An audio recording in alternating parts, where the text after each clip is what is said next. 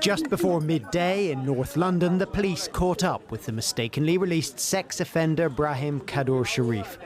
But tonight, ITV News has learned that there are currently 4 more live cases of inmates released in error in England and Wales, 4 more prisoners who are still on the loose. Kaddour-Cherif claimed he had been released by a judge. It's not my fault.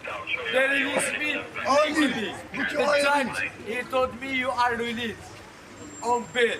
That's it. The Metropolitan Police said Kaddour-Cherif had been arrested after a tip-off from a member of the public. This man told us he had called them.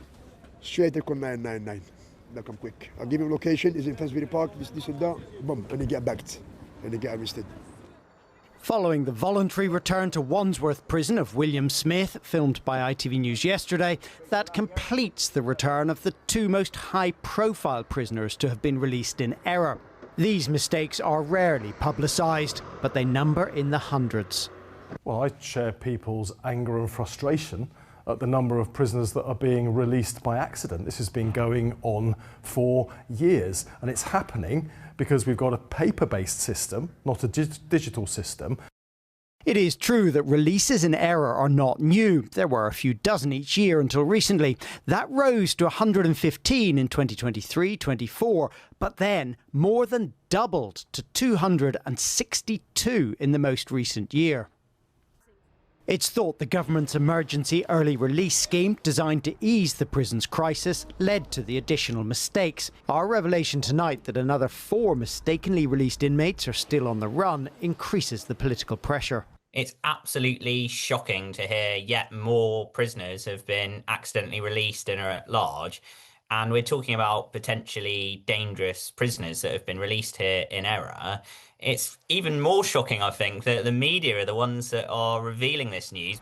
And the Conservatives say the government can't keep blaming them. How is it that people being accidentally released today are the fault of the government that left well over a year ago? He doesn't know what he's doing. His performance at Prime Minister's Questions day before yesterday showed a man who is out of his depth, floundering, refused to answer questions. The Labour government needs to get a grip. The government is building more prison places and has plans to digitise prison systems. But the prison's crisis is also now a political crisis, one particularly focused on David Lammy, the Deputy Prime Minister.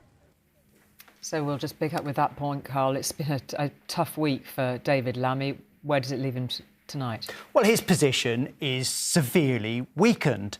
And it's because of his failure to admit, when asked in Parliament whether another foreign national offender had been accidentally released, that one had been.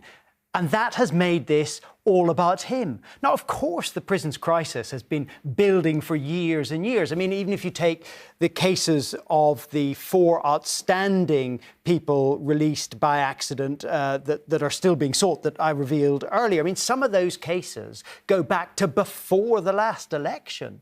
They're all quite old cases, certainly before David Lammy was in the job. But he has made this about him. It's not just the opposition who are angry with him. I mean, I hear tonight from sources that the Speaker is cross with him for not answering that question and then not coming back on Wednesday to correct the record. Now, on Monday, Parliament isn't sitting. They've got a mini recess. But on Tuesday, Parliament will be back, and the first order of business on the order paper is justice questions. And I think David Lammy is going to have some better justice answers on this topic than he's been able to come up with so far. OK, Carl, thank you very much indeed. Thank you.